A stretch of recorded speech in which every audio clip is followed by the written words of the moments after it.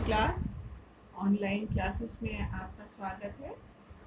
मैं आपकी हिंदी अध्यापिका मिसेस दास हूँ।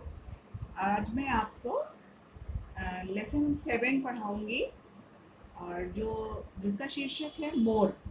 मोर भारत का राष्ट्रीय पक्षी है। बच्चों, क्लास आप सब लोग जानते होंगे और मोर को आपने देखा भी होगा। तो ये पूरा जो आपका पाठ है ये मोर पर आधारित है। मैं आपको पहले पढ़कर समझाती हूँ, उसके बाद इसी में से आपको क्वेश्चन आंसर्स वगैरह बताऊंगी। पक्षी प्रकृति के जीवन बहुमूल्य उपहार हैं, जो इसकी सुंदरता में चार चांद लगाते हैं। ऐसे ही बेहद खूबसूरत पक्षी है मोर। मोर कई चटकीले रंगों से सुसज्जित पक्षी है। दक्षिण और दक्षिण पूर्वी एशिया में इनकी अनेक प्रजातियां पाई जाती हैं, परंतु इसकी सुंदर प्रजाति नीला मोर ही है, जो भारत में बहुतायत से पाया जाता है। मोर के अद्भुत सौंदर्य और अन्य गुणों के कारण ही भारत सरकार ने 26 जनवरी 1963 ईस्वी में इसे राष्ट्रीय पक्षी घोषित किया। नीला मोर भारत के साथ साथ म्यांमार तथा श्रीलंका का भी राष्ट्रीय पक्षी है। क्लास इस पैरा में बताया गया है कि जो मोर होता है वो बहुत ही सुंदर पक्षी है और इसके कई चटकीले रंग होते हैं और ये दक्षिण एशिया और पूर्वी एशिया में इनकी प्रजातियां बहुतायत से पाई जाती हैं, परंतु इसकी सबसे सुंदर प्रजाति जो है वो नीला मोर है। और आप लोगों ने ही देखा होगा नीला मोर, जो भारत में बहुतायत से पाया जाता है। मोर के अद्भुत सौंदर्य के कारण भारत सरकार ने 26 जनवरी 1963 में मोर को राष्ट्रीय पक्षी घोषित किया। नीला मोर भारत के साथ साथ म्यांमार और श्रीलंका का भी राष्ट्रीय पक्षी माना जाता है। मोर के सिर पर मुकुट के समान सुंदर कलगी होती है। इसकी अत्यंत रंग बिरंगे कोमल पंखों वाली इंद्रधनुषी सुंदर तथा लंबी पूंछ होती है। इसके नीले, हरे और सुनहरे रंग के हथेली के आकार के पंखों पर चंद्राकार निशान होते हैं। मोर की आंखों के नीचे ऊपर सफेद रंग की पट्टी होती है। इसकी नीली चमकीली लंबी गर्दन इसकी सुंदरता को और बढ़ा देती है। वर्षा ऋतु में काले काले घने बादलों को देखकर जब ये अपने मोहक पक्षों को अर्ध चंद्राकार में फैलाकर नृत्य करता है तो ऐसा लगता है मानो इसमें हीरे जड़ी पोशाक धारण कर रखी हो। बच्चों, इसमें मोर की सुंदरता का वर्णन किया गया है कि मोर का पूरा जो शरीर होता है किस प्रकार से सुंदर दिखता है और इसमें कई रंग बिरंग जब उसके पंखों को, तो आप लोग सभी ने देखा होगा मोर के पंख तो सभी के पास होते हैं, घरों में होते हैं। और इसमें इंद्रधनुषी आकार की इसकी लंबी पूंछ होती है और चंद्राकार निशान पंखों के पर जगह जगह पर होते हैं। मोर की आंखों के नीचे ऊपर सफेद रंग की पट्टी होती है। इसकी गर्दन लंबी होती है और अक्सर बच्चों वर्षा ऋतु में आप कहीं कहीं देखोगे, खासकर खेतों में जहाँ हरियाली होती है, और अचानक से आजकल शहरों में भी मोर आकर नाचते हैं। जगह जगह पर जब बादल देखते हैं, वर्षा देखते हैं, तो वो अपने अर्ध चंद्राकार में फैलाकर नृत्य करता है।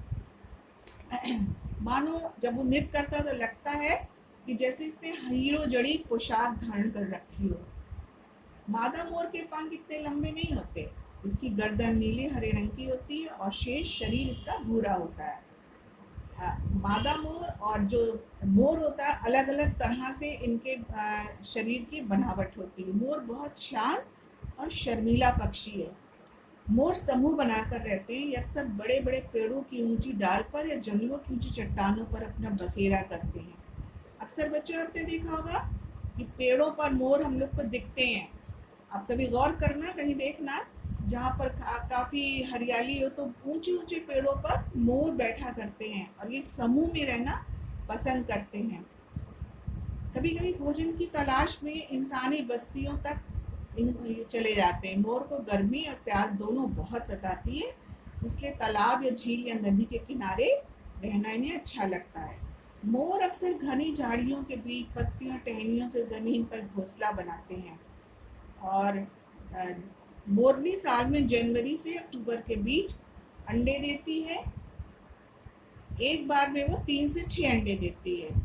मोर सर्वाहारी पक्षी है। ये घास, पत्ते, फल, अनाज से लेकर कीड़े मकोड़े, गिलहरी, छिपकली, सांप तक को खा जाते हैं। ये सब चीज खा लेते हैं। ये घास भी खाते हैं बच्चों, फल, पत्ते, अनाज, छिपकली, सब चीज खा लेते हैं। ये खेतों में से हानिकारक कीड़े मकोड़े, चूहे, दीमक आदि को खा जाते हैं, इसलिए इन्हें किसान का मित्र कहा जाता है। आपने बच्चों देखा इसमें क्या लिखा है कि ये अक्सर खेतों में जाते हैं। हमने अभी आपको बताया था ना, खेतों में पाए जाते हैं अक्सर वर्षा ऋतु में। ये खेतों में खड़े होकर नाचते हैं और वहाँ ये अपना खाना भी ढूंढते हैं, इसलिए इनको क्या कहा गया, किसान का मित्र कहा गया। ये सांपों के सबसे बड़े शत्रु हैं। जहाँ जहाँ मोर की आवाज़ सुनाई देती वहाँ नाग भी नहीं आ जाता। कई बार मोर फसल को नुकसान भी पहुँचाते हैं।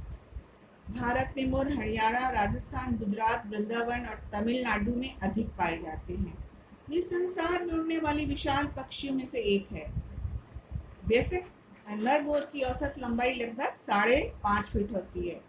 एक मोर का वजन 4 से 6 किलोग्राम तक का होता है, जबकि मोरनी मोर से काफी छोटी होती है। अपने अधिक वजन के कारण ही मोर ज्यादा ऊंचे और अधिक देर तक नहीं उड़ सकते, जमीन पर ही चलना पसंद करते हैं। मोर को भारतीय संस्कृति में विशेष स्थान दिया गया। हमारे भारत में मोर का एक विशेष स्थान है और भगवान कृष्ण मोर के पंख को अपने मस्तक पर धारण करते हैं। मोर को भगवान कार्तिकेय दक्षिण भारत में मुरुगन के वाहन के रूप में जाना जाता है। मोर को संस्कृति में मयूर कहते हैं। बौद्ध दर्शन में मोर ज्ञान का प्रतिनिधित्व करता है। मोर का रूपांकन वस्त्रों, सिक्कों, भारतीय स्थापत्य वास्तुकला में व्यापक रूप से होता है। आजकल तो मोर का वस्त्रों पर भी मोर को छाप दिया जाता है, सिक्कों पे भी है, मंदिरों में भी है और ये कई तरह से इसका उपयोग किया जाता है। मोर के पंख का प्रयोग कई रस्मों अलंकारों में किया जाता है। इसके पंख को नकारात्मक ऊर्जा को समाप्त करने और सकारात्मक ऊर्जा को उत्पन्न करने वाला माना जाता है, इसलिए घरों पे, पुस्तकों में इन्हें रखना शुभ माना जाता है। अक्सर बच्चों, हमने भी देखा है कि क्लास में बच्चे अपने बुक में या कॉपी में मोर का पंख लगा देते हैं, बड़ा खुश होते हैं लगा के, बड़ा अच्छा लगता है, उसे शुभ भी माना जाता है। मुगल बादशाह शाहजहां के सिंहासन के तख्त तौस के दोनों ओर मोर की नक्काशी की गई थी। प्राचीन काल में मोर पंखों का प्रयोग कलम के रूप में भी किया जाता था। स्याही में डुबोकर इसी से लेखन कार्य किया जाता है। इसके जो मोर के पंख होते थे, उसको पंख को हटाकर और उसको स्याही में डुबोकर उससे लेखन का कार्य भी, लिखना भी किया जाता था। मोर के प्राणों को अनेक खतरे हैं। कीटनाशक लगे बीज, मांस के लिए अवैध शिकार, पंखों की मांग, कुत्ते या बड़े बड़े शिकारी पक्षियों द्वारा आदि से इनको खतरा हो जाता है। भारत वन जीव अधिनियम में 1972 के तहत मोर को संरक्षित किया गया और इसके शिकार का पूर्ण रूप से रोक लगाई गई। हमारे देश में भारत के शिकार पर बहुत ही मतलब वो है कि इसका कोई शिकार नहीं कर सकता और ना करना चाहिए, क्योंकि बहुत ही सुंदर पक्षी है। इसके बावजूद बड़ी संख्या में मोरों का शिकार होता है। इसे रोकने के लिए नागरिकों को शिक्षित करना चाहिए। कई बार ऐसा होता है, लोग गलत तरीके से शिकार कर लेते हैं, लेकिन इसके लिए रोक लगानी बहुत ही आवश्यक है। इसकी रक्षा करना हम सबका कर्तव्य है। वर्ष में एक बार मोर पंख को गिराता है। इन गिराए हुए पंखों को हम संग्रह कर सकते हैं। अक्सर मोर के पंखों के लिए लोग परेशान रहते हैं, तो इसमें आपके पाठ में बताया जा रहा है कि वर्ष में एक बार मोर अपने पंख को गिराता है और हम इन पंखों को संग्रह कर सकते हैं, रख सकते हैं और इसका उपयोग कर सकते हैं। क्लास आपने देखा कि पूरा पाठ मोर पर आधारित है और मोर का पूरा वर्णन किया गया है। मोर एक बहुत सुंदर पक्षी है और भारत देश में इसका बहुत ज़्यादा मान और सम्मान किया जाता है, क्योंकि इसको राष्ट्रीय पक्षी घोषित किया गया। अब क्लास में आपको इसी में से संबंधित छोटे प्रश्न, बड़े प्रश्न, खाली स्थान, ये सब लिखकर आपका नोट दे रही हूँ, जो कि आप अपनी क्लास वर्क कॉपी में उतारेंगे। और इसी के साथ आपका एक निबंध है, जो निबंध है आपका वो है स्वतंत्रता दिवस पर, वो भी आप अपनी व्याकरण कॉपी में उतारेंगे। दोनों चीज़ों को आपको अलग अलग कॉपी में उतारना है और उसको याद भी करना है।